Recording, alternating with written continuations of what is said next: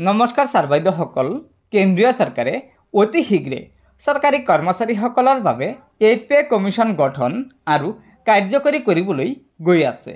যদিও কেন্দ্ৰীয় চৰকাৰে এই 8 পে কমিশ্যন কাৰ্যকৰী কৰিব, তথাপিতো সকলো চৰকাৰী কৰ্মচাৰীৰ দৰমহা বৃদ্ধি নাপাব, কিয়নো কেন্দ্ৰীয় চৰকাৰে 8 পে কমিশ্যন গঠনৰ ওপৰত এটা বৃহৎ সিদ্ধান্ত গ্ৰহণ কৰিছে, যাৰ ফলত সকলো চৰকাৰী কৰ্মচাৰীৰ দৰমহা বৃদ্ধি নাপাব। হয় ছাৰ বাইদেউসকল, এই পেপাৰখনতে আজিৰ এই গুৰুত্বপূৰ্ণ খবৰটো প্ৰকাশ পাইছে। আপোনালোকে খবৰটো শেষলৈকে চাব, তেতিয়াহ'লে সম্পূৰ্ণ বিষয়টো বুজি পাব। প্ৰথমতে আছে, কৰ্মদক্ষ কৰ্মচাৰীয়েহে পাব অধিক দৰমহা। নতুন নিয়ম প্ৰৱৰ্তন কৰিব 8ম দৰমহা আয়োগে। তাৰপিছত কৈছে, আগৰ দৰেই চৰকাৰী চাকৰিয়ালৰ নহয় বছৰেকীয়া দৰমহা বৃদ্ধি।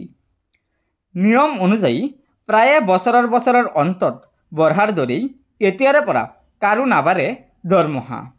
পূৰ্ব নিৰ্ধাৰিত নিৰিখ অনুসৰি স্বয়ংক্ৰিয়ভাৱে চৰকাৰী কৰ্মচাৰীৰ দৰমহা বৃদ্ধিৰ নিয়ম বাতিল কৰা হ'ব। তাৰ পৰিৱৰ্তে কৰ্মদক্ষ চাকৰিয়ালে লাভ কৰিব অধিক ধন। নিষ্কৰ্ম কৰ্মচাৰীয়ে তালিটোপোলা বান্ধি এৰিব লাগিব চাকৰি। 8ম দৰমহা আয়োগ গঠিত হ'লেই দেশব্যাপী চাকৰিয়ালক দক্ষতাৰ ভিত্তিত বেতন প্ৰদানৰ নিয়ম প্ৰৱৰ্তিত হ'ব। কেন্দ্ৰীয় চৰকাৰৰ বৰঘৰৰ সূত্ৰৰ তথ্যৰ ভিত্তিতে এই খবৰ দিছে ৰাষ্ট্ৰীয় সংবাদ মাধ্যমে। প্ৰকাশিত সম্ভেদ অনুসৰি শীঘ্ৰে কেন্দ্ৰীয় চৰকাৰে 8ম দৰমহা আয়োগ গঠন কৰিবলৈ কুচকাৱাজ চলাইছে। বিগত সময়ত প্ৰায় 10 বছৰৰ ব্যৱধানত প্ৰতিখন চৰকাৰে কৰ্মচাৰীসকলৰ পাৰিতোষিক নিৰ্ধাৰণৰ বাবে এই ব্যৱস্থা গ্ৰহণ কৰিছিল।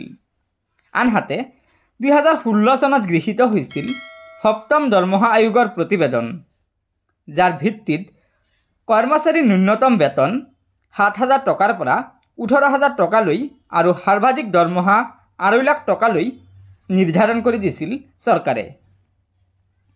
কিন্তু সেই প্ৰতিবেদন গৃহীতকৰণৰ 10 বছৰ পূৰ্ণ হোৱাৰ ক্ষণ সম্পূৰ্ণ হৈছে। গতিকে কেন্দ্ৰই আৰম্ভ কৰিছে কৰ্মচাৰীৰ বেতনৰ পৰিমাণ পুনৰ সংশোধনৰ প্ৰস্তুতি। এই সন্দৰ্ভত পাৰ্চনেল বিভাগৰ সূত্ৰই সদৰি কৰা অনুসৰি 8ম দৰমহা আয়োগত জ্যেষ্ঠতাৰ ভিত্তিত দৰমহা বৃদ্ধিৰ নিয়ম সম্পূৰ্ণ উঠাই দিয়া হ'ব।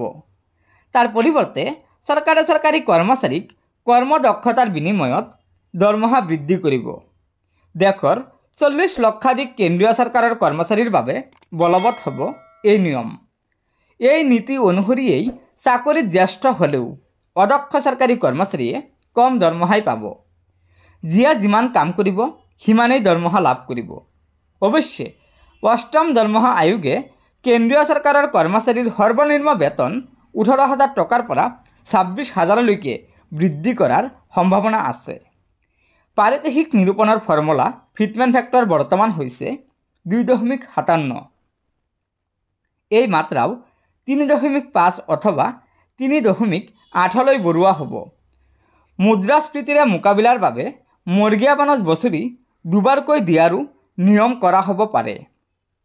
তদুপৰি যিসকল চৰকাৰী চাকৰিয়াল 7ম দৰমহা আয়োগৰ নিয়ম লাগু হোৱাৰ পূৰ্বেই অৱসৰ হৈছে, তেওঁলোকে ভৱিষ্যতে অধিক ধন লাভ কৰিব পাৰে।